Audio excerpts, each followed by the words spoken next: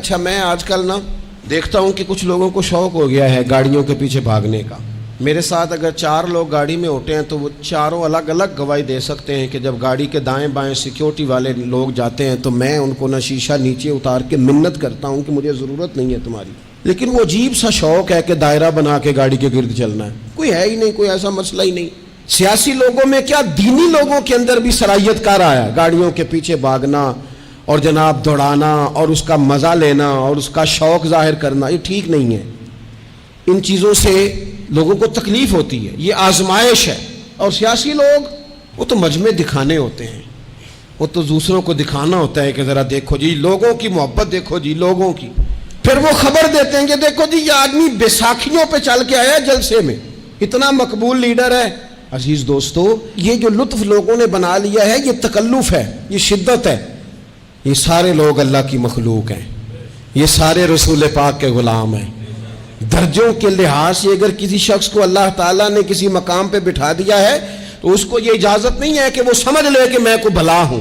وہ نبی پاک کے اسوہ نور کو پیش نظر رکھے. حضرت سعد بن عبادہ رضی اللہ تعالیٰ عنہ بیان کرتے ہیں کہ ایک مرتبہ نبی پاک صلی اللہ تعالیٰ علیہ وسلم ہمارے ہاں تشریف لائے. حضور واپس جانے لگے تو میں نے احترام کے طور پر اپنے بیٹے قیس کو حضور کے ساتھ کر دیا. میں نے کہا جاؤ نبی پاک کے ساتھ.